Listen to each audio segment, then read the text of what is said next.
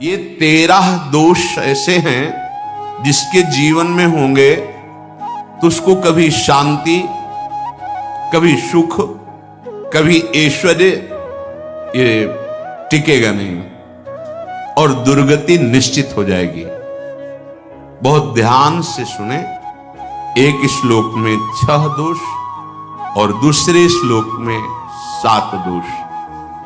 उपासक को कभी इन दोषों को अपने अंदर टिकने नहीं देना चाहिए।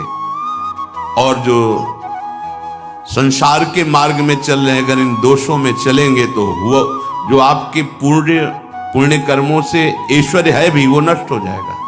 आप दुख, चिंता, शोक से ग्रसित होकर बड़ा दुख में जीवन व्यतीत करेंगे और आपकी गति बिगड़ जाएगी, दुर्गति हो जाएगी। विकत्थनः स्पृहायुर्मनस्वी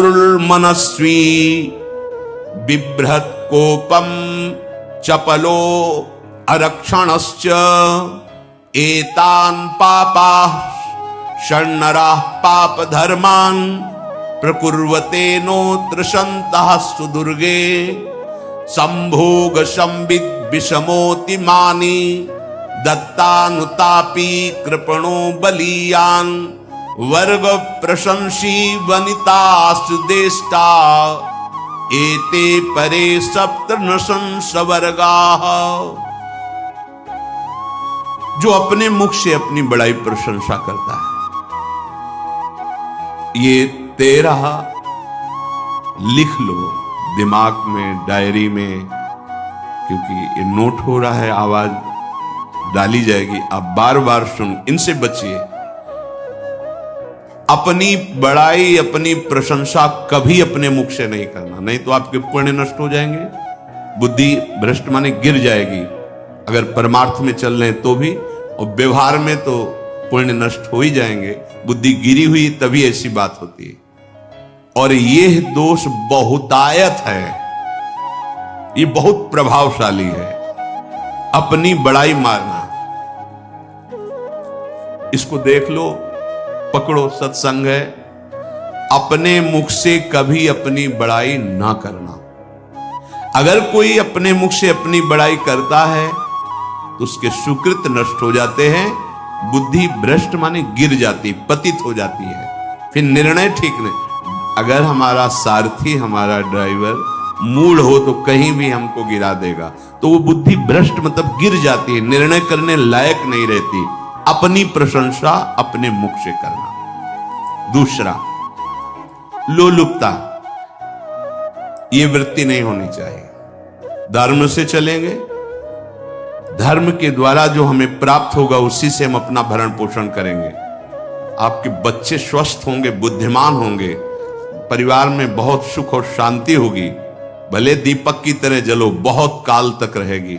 लक्ष्मी जी भी आपके घर में बहुत काल, हम ये नहीं कहते कि बहुत नहीं, जितनी है बहुत सुख शांति से चलोगे।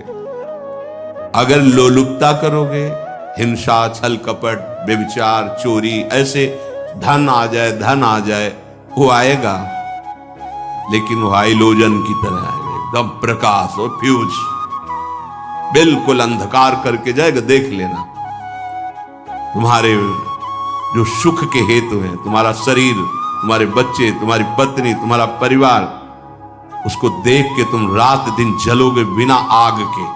ऐसे उनके आचरण होंगे, ऐसे उनके अंग होंगे, ऐसे उनके दिमाग होंगे, ऐसा उनका व्यवहार होगा।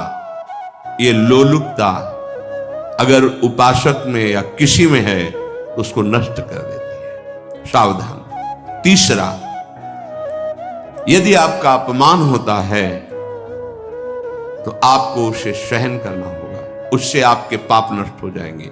जो तनिक सा भी अपमान होने पर बहुत क्रोध करके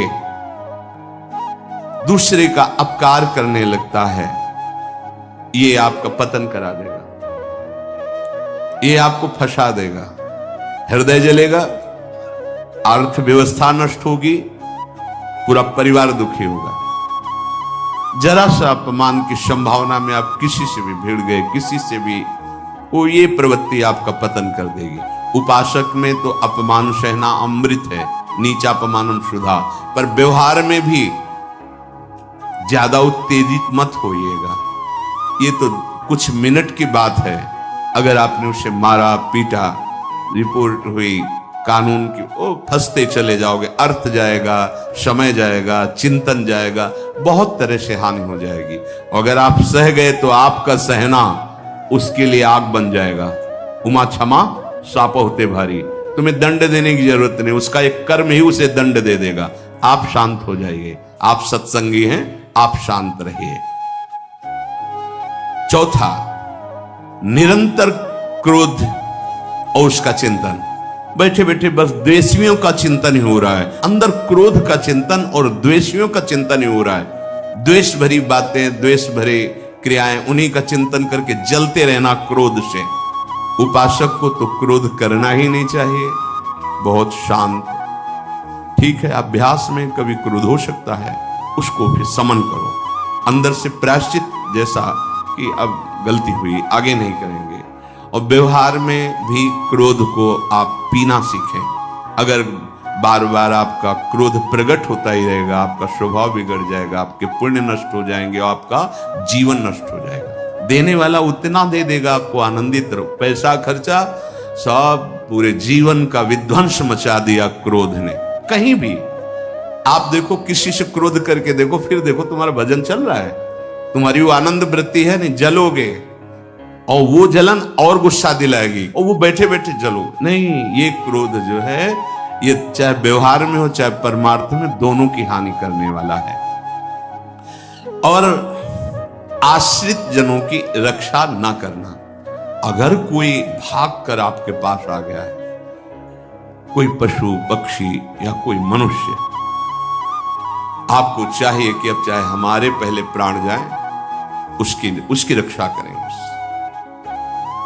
सीवी जैसे तो कोई बिरले ही होते हैं, पर इतना जरूर ध्यान दें, जिससे कोई पशु पक्षी किसी भय से आपकी सीमा के अंतर्गत आ गया है, अब उसकी रक्षा करनी है आपको। अगर आप स्वयं मार देते हैं या मरवा देते हैं, या आपके सुकृत नष्ट कर देगा, या आपकी दुर्गति का कारण बन जाएगा। और जो पाप कर्म उत्साहित होकर करते हैं, उपासक को तो बहुत सावधान रहना चाहिए, पर व्यवहार में भी जो नहीं करना चाहिए, अगर वो पाप कर्म आपके द्वारा मन में प्रेरित हो रहे हैं, संकल्प बन रहा है, क्रियाएं हो रही, दुर्गति पक्की, पुण्य नष्ट हो जाएंगे, दुख अशांति बढ़ती चली जाएगी, कभी शांति नहीं प्राप्त कर पाएंगे। ऐसा नहीं कि जो मन में आवे सो करे। पापाचरण निडर और उत्साहित होकर करना, अगर ऐसे लक्षण है, निश्चित दुर्गति होती है। ये 6, अपनी बहुत बड़ाई करने वाला अपने मुख से, लोलुपता, तनिक से अपमान में सहन ना करने वाला, निरंतर क्रोधी और आश्रित जनों की रक्षा न करने वाला, और निडर हर्षित होकर पाप कर्म करने वाला। दूसरे श्लोक में 7 है, 6 7। 1, संभोग का ही चिंतन करना, संभोग में ही मन लगाना, संभोग दूसरी स्त्रियों के साथ करने की भावना रखना। संभोग, पहला है संभोग। रात दिन बैठे बैठे बस यही चिंतन करना, गंदी बातों का, गंदी बातें देखना, गंदी बातें सुनना, गंदी बातों का चिंतन करना। फिर अन्य माताओं बहनों के प्रति काम दृष्टि से देखना, कोई आ जा रही है दृष्टि से, काम भाव से देखना, भोग बुद्धि से देखना, निश्चित पुण्यनाश, दुर्गति। बड़े बड़े उदाहरण इतिहास में हैं, जिन्होंने ऐसा दृश्य नेत्रों से देखने की चेष्टा की, मन में संकल्प किया भोगने का, नष्ट हो गए, चाहे वो कितने बड़े प्रतापी हो। ये दुर्योधन कोई साधारण थोड़ी है, भगवान व्यासदेव जी के द्वारा ही तो, भगवान व्यासदेव जी ही इसकी उत्पत्ति का कारण है। अब देखो, इतने महान पुलस्त जी ही उत्पत्ति का कारण है रावण की। बस यही ऐसे दोष हैं जिनके कारण जीव नष्ट हो जाता है। ठीक है, धर्मयुक्त काम भगवान ने आदेश किया है, आपका पाणिग्रहण संस्कार हो गया है, संतानोत्पत्ति की भावना से कुछ पवित्र तिथियों का त्याग करते हुए चर्चा में हुई है। एक नियम है, एक आदेश है शास्त्र का। आप बहुत काम प्रवृत्ति वाले हैं, तो प्रत्येक मास में जब माताएं बहनें पवित्र हो जाती मासिक धर्म से, तो जिनका पाणी ग्रहण आपने किया, जो पत्नी स्वरूप है, वो ठीक है। वहां भी बार बार के लिए व्यभिचार प्रवृत्ति के लिए शास्त्र आदेश नहीं करता, संयम पूर्वक, और उसका चिंतन नहीं करना। पाणी ग्रहण संस्कार है, घर में विराजमान है, एक संयम एक नियम के अनुसार उसका चिंतन तो फिर भ्रष्ट कर देगा। चिंतन प्रभु का करना है, चिंतन प्रभु की सेवा जो आपके कर्तव्य, इसके चिंतन से बचो। घातक है, बहुत बड़ा जहर है, अगर विषय चिंतन होने लगा तो मरोगे, जिंदा जलोगे, दुर्गति भी होगी। ये अंदर की जो आग है ना, कामाग्नि, ये इतनी बढ़ती चली जाएगी, तुम्हारे होश खराब हो जाएंगे कि मुझे क्या करना चाहिए क्या नहीं करना चाहिए। कुआ मदांधो मदना तुरोवा, अंधा हो जाएगा, नहीं दिखाई देगा अनुजा तनुजा क्या है कौन है, कुछ नहीं, भ्रष्ट बुद्धि। संभोग का चिंतन नहीं, धर्मयुक्त काम आदेश है शास्त्र में। यदि आप प्रवृत्ति मार्ग में हैं तो अपनी पत्नी को जो पाणी ग्रहण स्वीकार किया है, वहां भी पवित्र तिथियों का त्याग करते हुए, एकादशी है, रामनवमी है, नव दुर्गा है, जन्माष्टमी है, राधाष्टमी, जो पवित्र तिथियों का त्याग करते हुए, और ऐसे जो मर्यादाएं हैं उसके अनुसार, और कहीं पराई स्त्री के साथ संभोग की बात निश्चित दुर्गति पक्की है।